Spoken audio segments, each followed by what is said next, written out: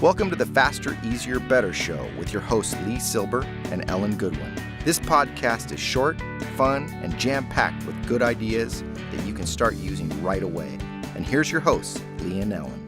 Welcome to the Faster, Easier, Better show. I'm your host, Ellen Goodwin, along with my co-host, LeeSilber, and I am feeling it today. What are you feeling there? Just it. I'm feeling it. No, okay. I was thinking about, this is always about how to be more efficient and effective. And I was thinking about, there are times where I just don't feel like doing something. Oh, and, you're the only person in the world that's ever happened to. Believe me. I'm trying to connect with the audience here, so we're all in the same boat. Oh, absolutely. And so I thought, what's so wrong with saying, you know what I feel like doing right now is something similar, related, productive, but not exactly what I thought I'd be doing.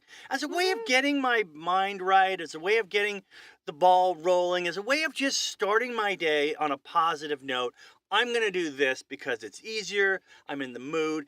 And I'll say sometimes when you do a big project and you start on it and you're all excited, and then all of a sudden you say, well, I'm only going to do this for 20 minutes, and you stop. To regain that excitement and enthusiasm sometimes doesn't happen, so you go with it.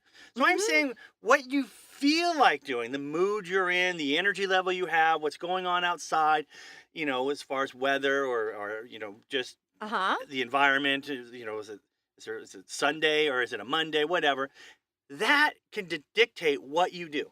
Absolutely. Absolutely. I know that you write books. I'm in the middle of writing a book, and sometimes that's a lot. You're not feeling like I'm going to sit down and write for an hour. But hey, I need to find this one. I need to do this little research thing. I have a sheet of like my research stuff, and I'll feel like, you know what? I don't feel like writing, but boy, I'm all about jumping in, do some research. I can click some things off my list here.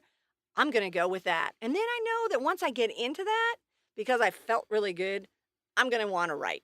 So I don't know if that's ever happened to you with.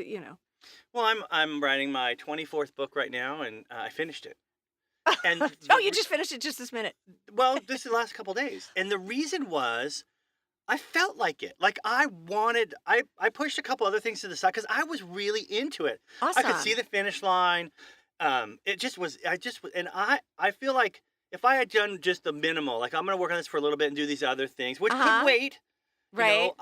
I made the right choice. I felt like this is what I should be doing, and I went with it, and I was right. I love it. And the sense of completing a novel like I did, it drives everything else. Like that's done. I feel so good about it. I can't wait to do these other things. It's funny. The thing you're doing is. The thing you're not doing looks so much more interesting than the thing you're doing. So what if we use reverse psychology on ourselves?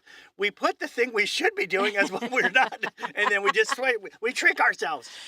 That's exactly true, though. It is that, and that's a perfect definition of procrastination. Is the thing that we're supposed to be doing doesn't look nearly as fun as the other stuff that we could be doing. So, yeah, feeling it, jumping in. I mean, it's a great way to get yourself motivated. This could be a regular thing, too. If you know your mood and your energy level and look, I know the experts say morning is when you do your... Maybe that's not you. Exactly. And so matching, the project or the task or the job, whatever you're doing, to your mood, it sounds...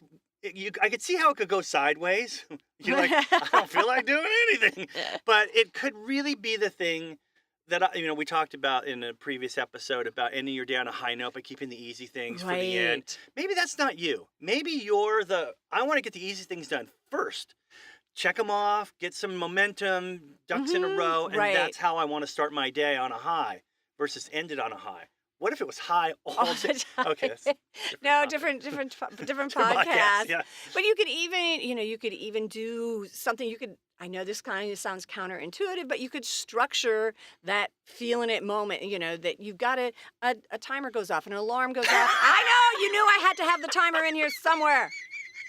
I knew it. So let's say you get at 9 o'clock is when you rock out with something that, you've got a list of things and you go, you know what? I feel like this one, I'm just going to do it for 10 minutes. And yes, I know how happy it makes you when I bring up timers. So yes, We're going to change the title of the show to the Timer Show. We're going to call it the Timer Show. I'm with you, though. The timer thing is a good thing. I always make fun of you, but I agree with you 100%. I just think that when I wrote Time Management for the Creative Person, Organizing from Right Side of the Brain, I'm not promoting these books. I'm just saying they were a godsend because people said, all the other books said it has to be this way. Right. And I thought, no, it's got to be your way. What's your way of being efficient and effective and using that? And if it's based on your moods, you know, Monday or Friday is not a great day. Early morning is not for me.